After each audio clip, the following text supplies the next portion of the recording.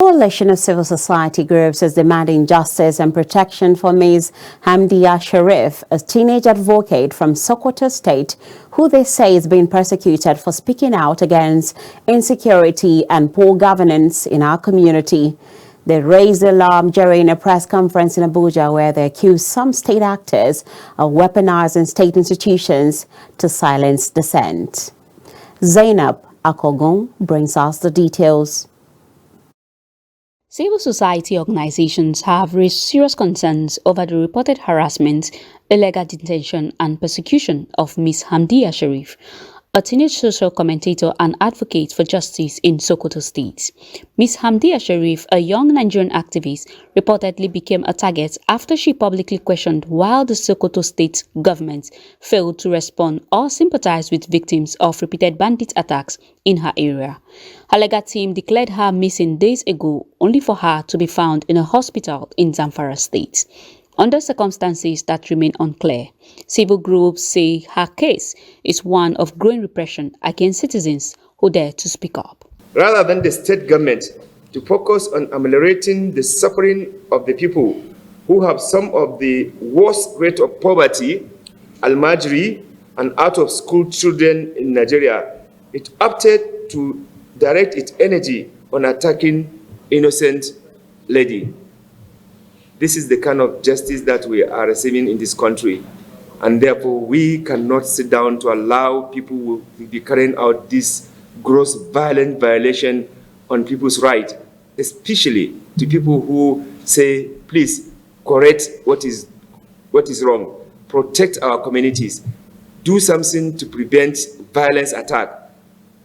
Anything that happened to this girl, this state official will definitely be held to account. They must be held responsible for her conditions. I cannot understand a minor, 19-year-old, you do not see who to fight. Bandits are there challenging you, abusing you, attacking you. You do not see who to use energy to fight. It's only a 19-year-old. This is a shame.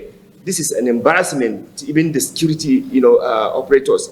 Anybody behind this should, go and rethink. You cannot be fighting a defenseless, armless, a teenager who is not a criminal, somebody who wants you to do the right thing.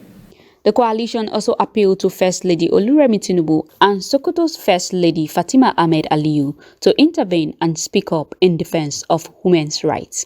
They outlined key demands including immediate protection for Ms. Sharif, judicial accountability and oversight by human rights bodies. Should the issue remain unresolved, the group vowed to take the matter to international bodies. At a time when women's political participation and governance in Nigeria is an all-time low, silence in the face of injustice will only deepen the erosion of gender inclusion and equality. We are asking them to speak truth to power and uphold the rights of all women regardless of their status in the society. We also call on the National Human Rights Commission, the National Assembly Committees on Women's Affairs, human rights groups, judiciary, and all other relevant bodies to immediately commence oversight and inquiry into this case and other like it across Nigeria at large. We cannot continue to have a system that punishes the vulnerable while shielding the powerful ones. It is worrisome that the police and the state magistrates are being used to maliciously prosecute this teenager for crying out against insecurity and bad governance in Sokoto State. The coalition concluded by affirming their resolve to continue speaking out against injustice, warning that silence in the face of oppression is not neutrality but complicity.